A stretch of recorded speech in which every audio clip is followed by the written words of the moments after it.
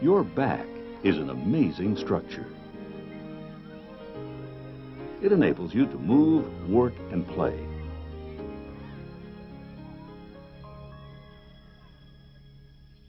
Your back can perform these tasks so well that sometimes you may forget what a great job it does. In fact, we often take our backs for granted until we end up in pain with a back injury. The purpose of this video is to help you protect your back from injury. You will find out how your back works, what can harm it, and what you can do on and off the job to keep it healthy. In order to save your back, you have to use your head. In other words, think before you act. Always ask yourself, is there a safer, healthier way to get the job done? The health of your back is critical. Most of us depend on a healthy back to earn a living, and all of us need a healthy back to enjoy life to the fullest. Located in the middle of your back is the spine, which is made up of a series of bones called vertebrae. The vertebrae are held together by extremely flexible discs. The spine keeps the body in an upright position and allows your back to be flexible. Did you know that 8 out of 10 people will suffer lower back pain at some point in their lives? Quite often, we're required to lift, lower, pull, push, carry, and turn or twist with our backs. No matter what the occupation, manual laborer, office worker, or manager, back injuries are the #1 work-related injury in industry today. And they're extremely costly. These injuries cost companies millions of dollars each year in compensation payments, lost time and productivity, and reduced quality of work. And there are the human costs too: pain, suffering, restricted movements, and more. Yeah, let's go, let's go, let's go! Let's go! 31 counter online. Exactly, 1, 2, 1. Ready? Go!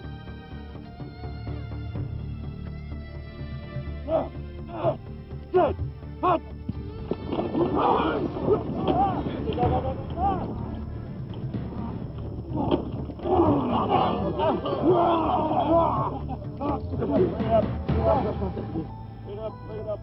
When you injure your back, what used to be an easy task suddenly becomes difficult or even impossible. For a while, you are no longer in the game. Those who've gone through it will tell you that there is nothing quite like a back injury. On the other hand, those who know how to take care of their back have a much better chance of not being put on the disabled list. Your best defense is to know what your back likes, and most of all, what it doesn't like. In many ways, your back is like a lift truck. Both are used to lift, lower, and move things. Both need care and maintenance. Both can be overloaded.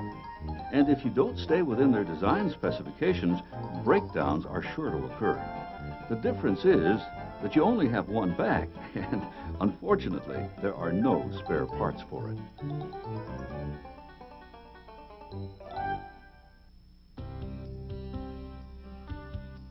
Back injuries can be, but rarely are, caused by one incident, such as lifting a heavy box. More often, they develop over time, after months or even years of day-to-day wear and use.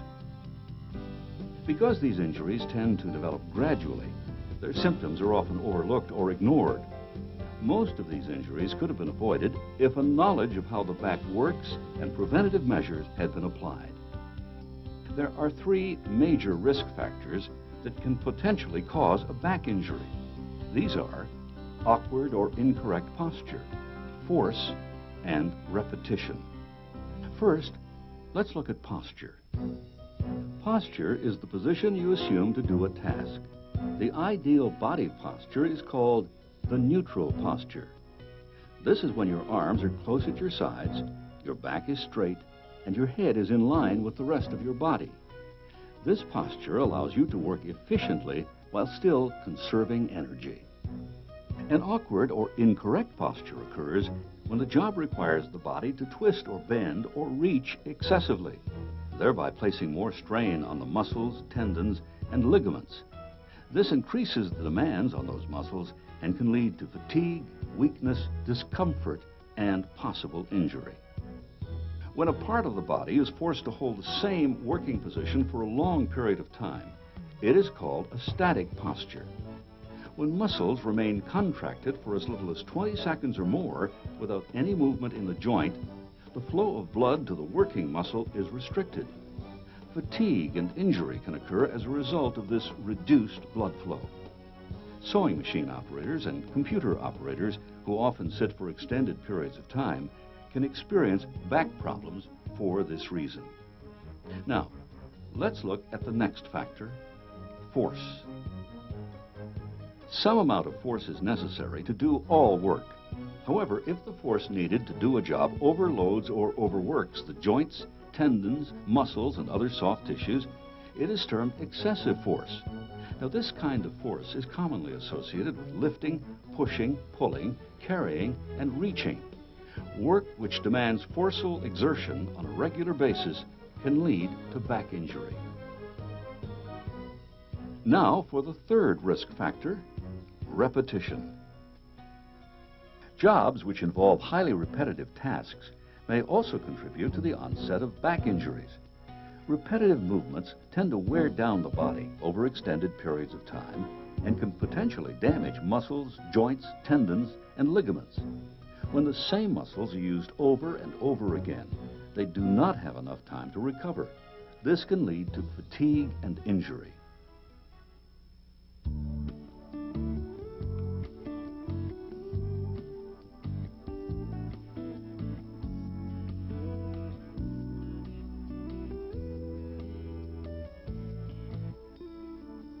You've just found out about the three key risk factors for back injury: posture, force, and repetition. But how can you maintain a neutral posture when you work? How can you reduce the force? How can you minimize repetition? Well, for starters, think about what's physically demanding in your job. Then, together with your supervisor, look for ways to make your job easier.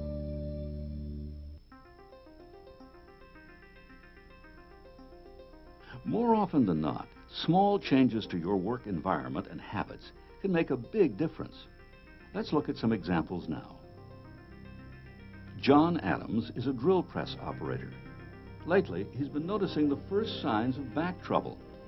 Not only is he experiencing stiffness in his joints, but sometimes when he lifts a material in a certain way, he feels a sharp pain in his lower back. By making a few adjustments, and by training John in how to work with these adjustments, we can reduce the stress on his back.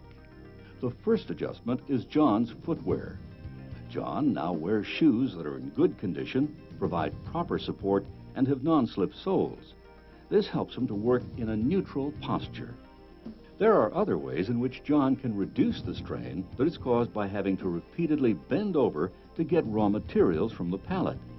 For starters, he's raised the materials to waist height by using extra pallets. In the long run, his company plans to get a pallet lifter. This will make it easier for John to do his job safely and efficiently. An anti-fatigue mat is another important change.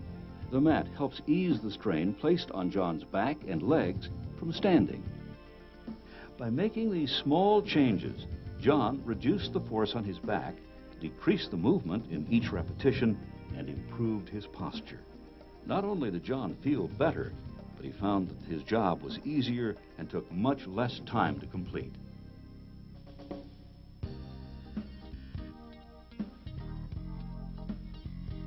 Michelle Jukes has the important job of packaging the finished product for her company. She enjoys her working environment. However, by the end of the day, she finds it harder to do her job. Her supervisor noticed that Michelle's job required her to bend over the table to complete the packaging process. He suggested that they raise the table to bring the work closer to her waist height. Also, she now keeps her most frequently used materials within easy reach. By making these changes, Michelle is able to keep her body in a neutral position when she works. That is, arms at a 90-degree angle and close to her body, back straight, and her head in line with the rest of her body.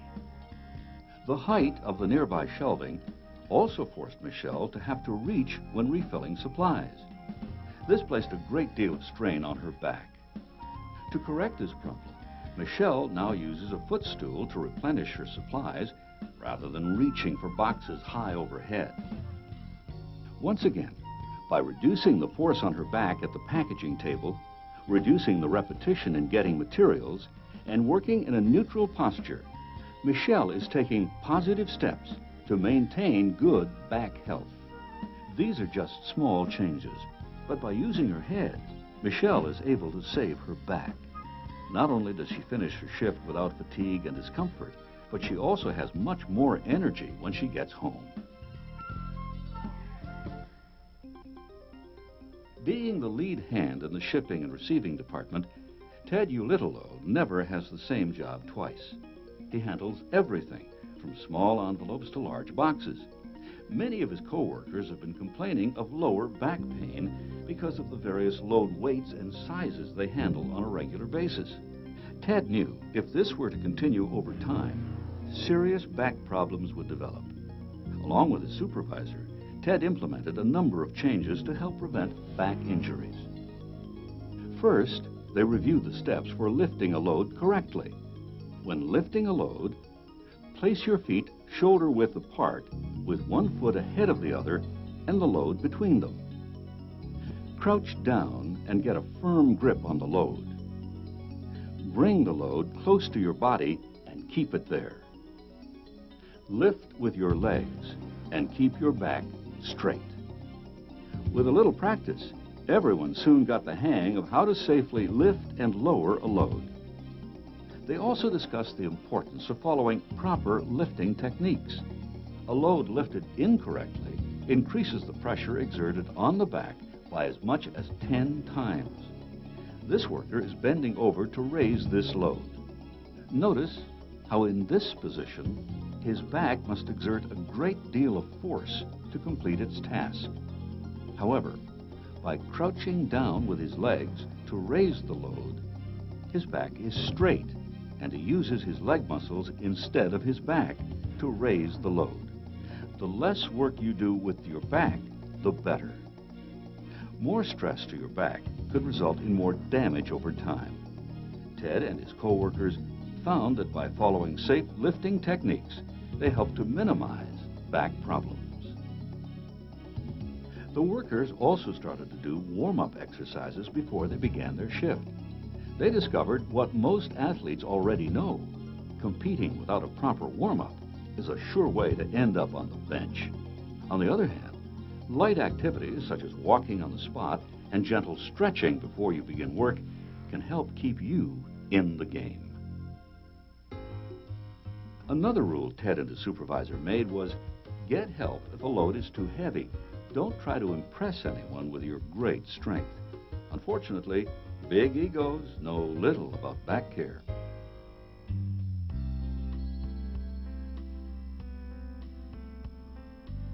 They also made it a rule never to twist while lifting. Always turn with your feet and keep the load in front of you at all times.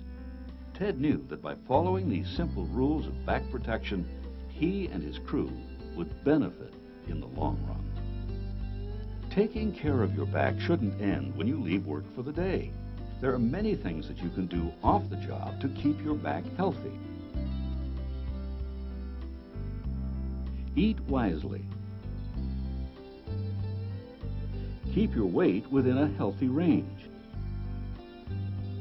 Keep fit and exercise regularly.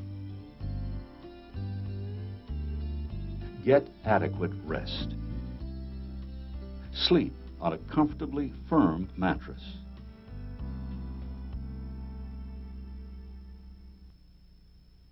There is so much to do, see, and experience in life, but you need your back to get there. That's why it's so important to protect your back at all times. Look for ways to minimize the force and repetition in your job, and try to maintain a neutral posture when you work. And don't forget to care for your back off the job, too. Why? Because you have a lot riding on your back.